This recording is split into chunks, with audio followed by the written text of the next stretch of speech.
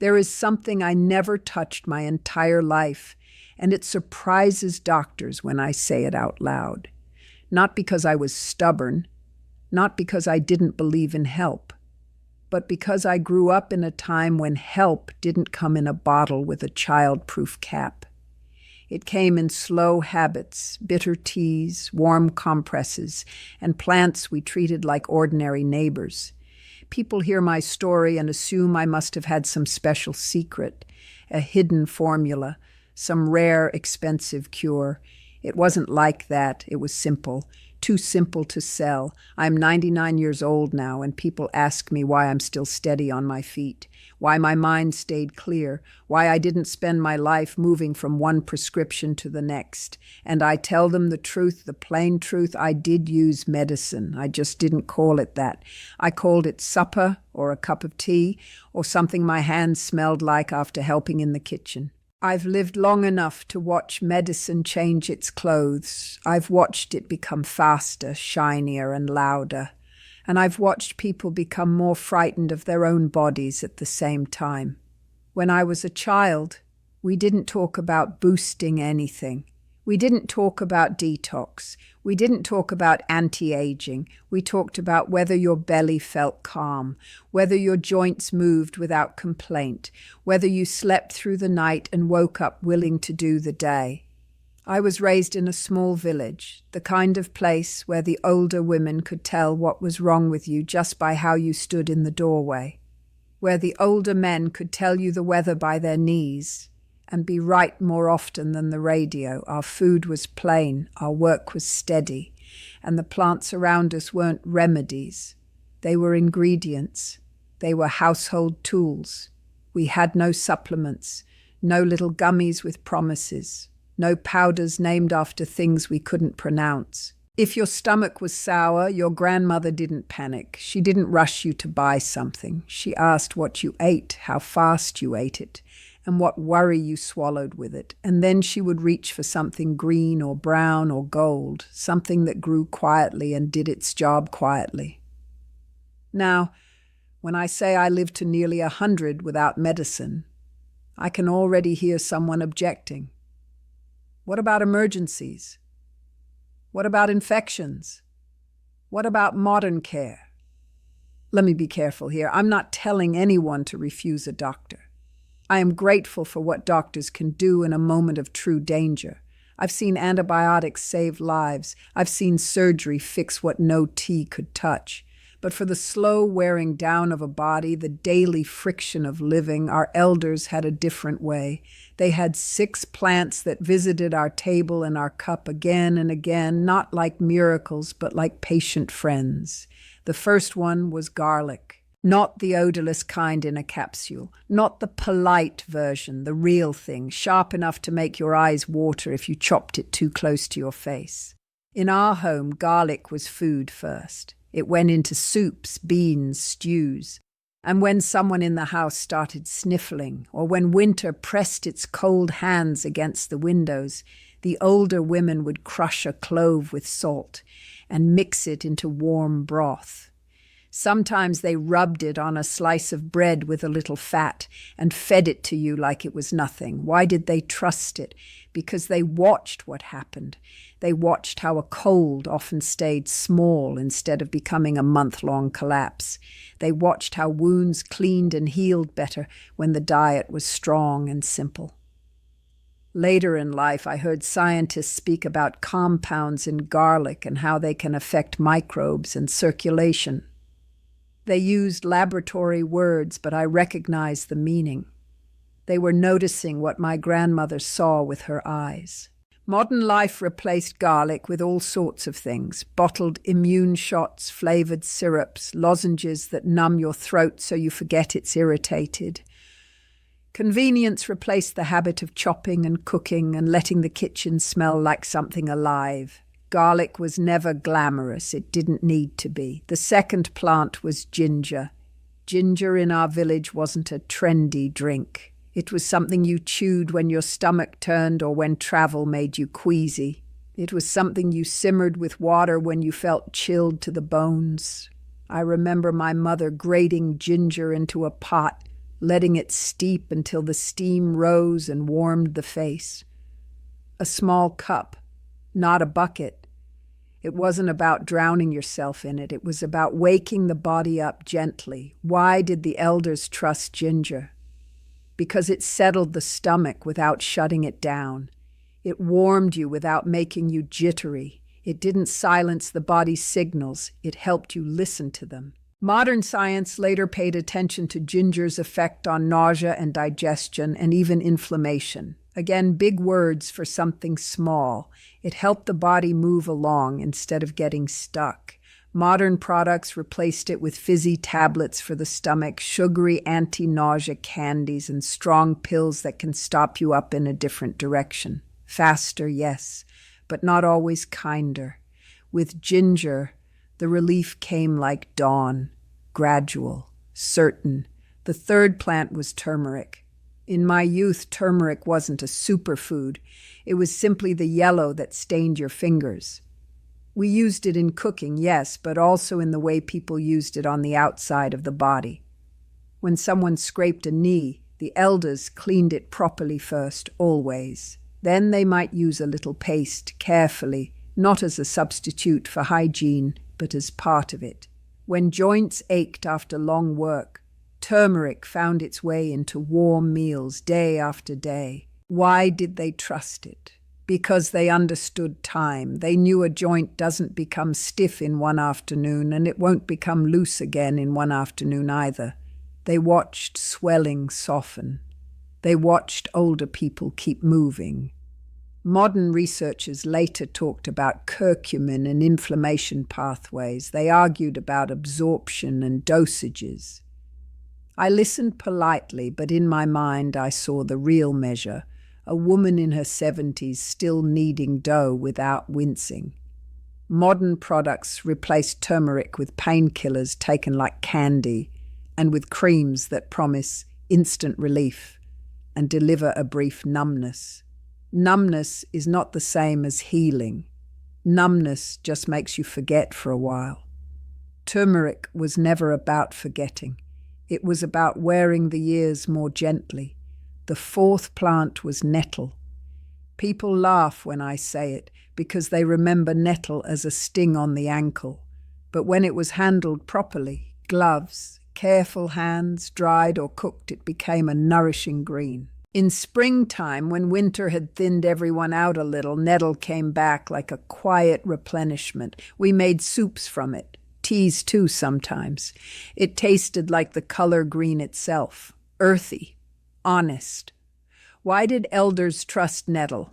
Because it made people feel built up again, not high, not wired, just steadier. Better blood, they would say. Stronger bones, less hollow feeling. Modern science later noticed nettle's mineral content and its traditional use for joints and seasonal discomforts. It also noticed how nettle has been studied in certain contexts for inflammation and urinary health.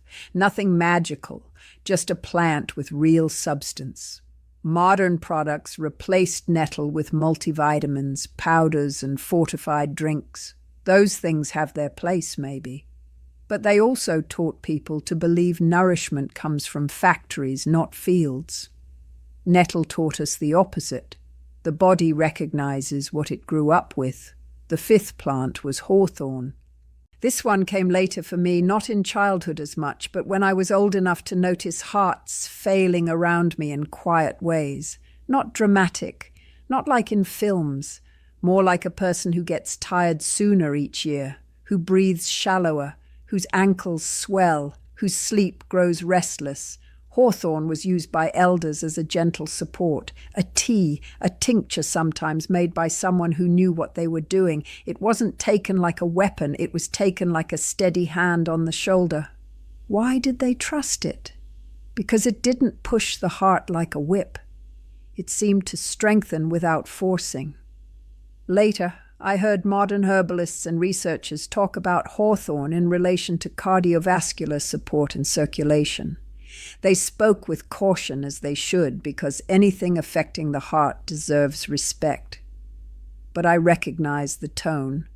Even modern minds could sense it was a slow plant, a patient plant. Modern products replaced hawthorn for many people with stimulant drinks and pre-workout powders, things that make the heart race for performance, not for peace.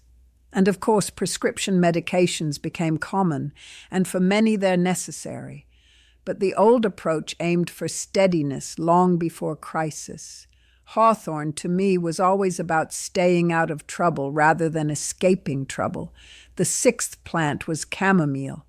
This one is almost too gentle for people to take seriously now. They want something that hits hard, something that knocks them out, something that flips a switch. Chamomile doesn't flip switches, it smooths edges. In our home, chamomile tea was what you drank when your nerves were frayed, when grief sat heavy on the chest, when a child couldn't sleep, when an adult's thoughts were circling like birds that couldn't land. Why did elders trust it? Because sleep was sacred, and chamomile respected sleep. It didn't drag you down, it invited you. Modern science later noticed chamomile's calming effects and its long history for mild restlessness and digestion. Again, careful language. Nothing promised, just patterns observed. Modern products replaced it with stronger and stronger sleep aids, with screens glowing late into the night with the idea that exhaustion is normal and rest must be forced.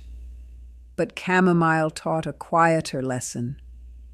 If you treat the body gently, it often returns the favor. Now, if you notice something about these 6 plants, garlic, ginger, turmeric, nettle, hawthorn, chamomile, it's that none of them are rare, none of them are secret, none of them require a trip to some hidden mountain.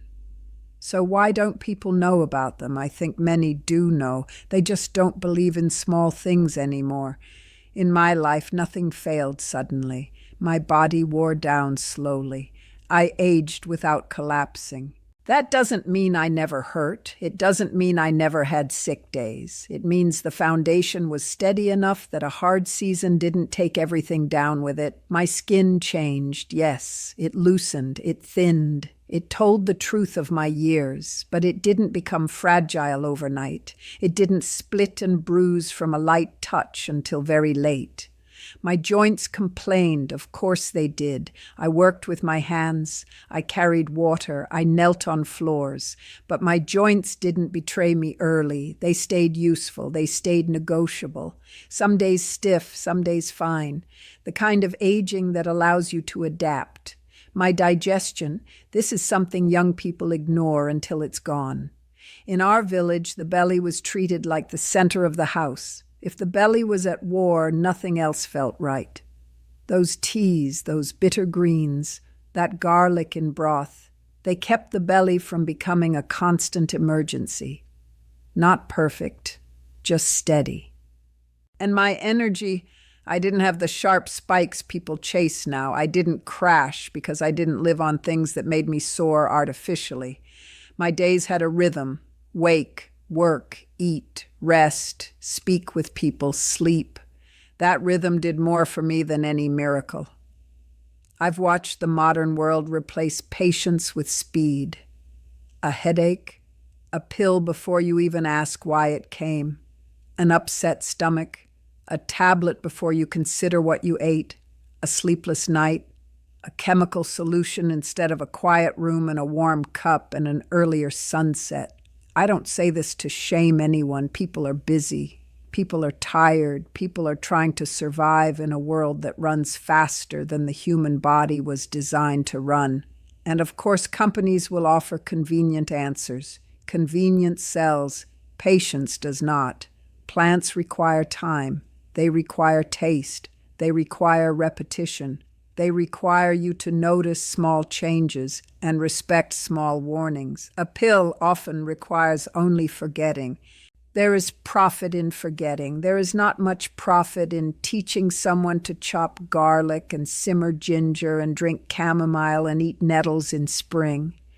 But there is wealth in it, not the money kind, the steadiness kind. In the end, what I learned is this: Aging is not a disease. It is a process. It is the body's long story written in tissue and bone. Speed destroys the body because speed ignores the body. Speed treats symptoms like enemies instead of messages. The old remedies worked because they worked slowly. They didn't override the body's wisdom. They supported it. They were not cures. They were companions. And there's one more truth I should say quietly because it matters.